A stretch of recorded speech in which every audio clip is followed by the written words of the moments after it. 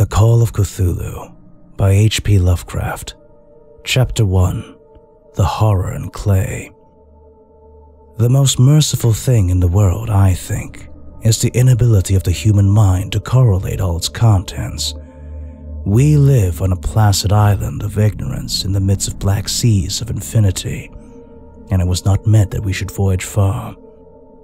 The sciences, each straining in its own direction, have hitherto harmed us little.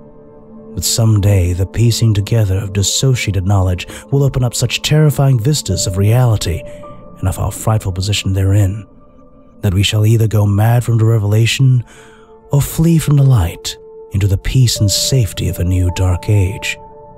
Theosophists have guessed at the awesome grandeur of the cosmic cycle wherein our world and human race form transient incidents. They have hinted at strange survivals in terms which would freeze the blood, if not masked by a bland optimism. But it is not from them that there came the single glimpse of forbidden eons which chills me when I think of it, and maddens me when I dream of it. That glimpse, like all dread glimpses of truth, flashed out from an accidental piecing together of separated things, in this case, an old newspaper item and the notes of a dead professor. I hope that no one else will accomplish this piecing out. Certainly, if I live, I shall never knowingly supply a link in so hideous a chain. I think that the professor, too, intended to keep silent regarding the part he knew, and that he would have destroyed his notes had not sudden death seized him. My knowledge of the thing began in the winter of 1926 to 27 with the death of my great-uncle, George Gamel Angle, Professor Emeritus of Semitic Languages in Brown University, Providence, Rhode Island. Professor Angle was widely known as an authority on ancient inscriptions and had frequently been resorted to by the heads of prominent museums, so that his passing at the age of 92 may be recalled by many. Locally, interest was intensified by the obscurity of the cause of death. The professor had been stricken whilst returning from the Newport boat, falling suddenly, as witnesses said, after having been jostled by a nautical-looking Negro who had come from one of the queer, dark courts on the precipitous hillside which formed a shortcut from the waterfront to the deceased's home in William Street. Physicians were unable to find any visible disorder, but concluded after perplexed debate that some obscure lesion of the heart induced by the brisk ascent of so steep a hill by so elderly a man was responsible for the end. At the time, I saw no reason to dissent from this dictum, but latterly I am inclined to wonder, and more than wonder. As my great-uncle's heir and executor, for he died a childless widower, I was expected to go over his papers with some thoroughness, and for that purpose moved his entire set of files and boxes to my quarters in Boston.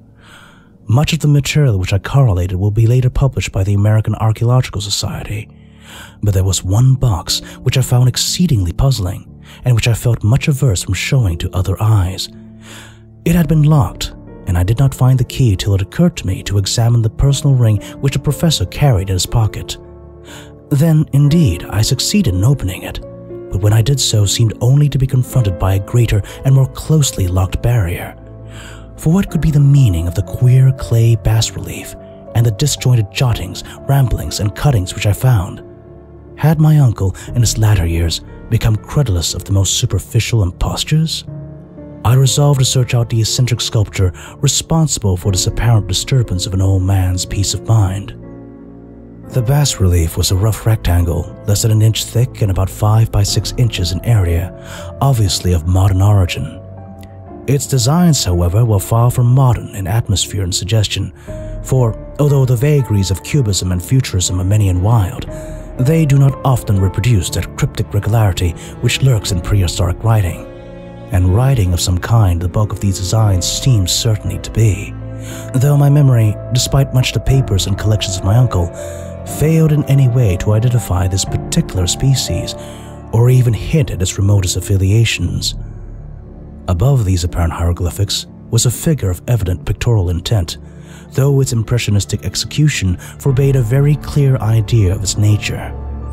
It seemed to be a sort of monster, or a symbol representing a monster, of a form which only a diseased fancy could conceive. If I say that my somewhat extravagant imagination yielded simultaneous pictures of an octopus, a dragon, and a human caricature, I shall not be unfaithful to the spirit of the thing. A pulpy, tentacled head, surmounted by a grotesque and scaly body with rudimentary wings, but it was the general outline of the whole which made it most shockingly frightful. Behind the figure was a vague suggestion of a cyclopean architectural background.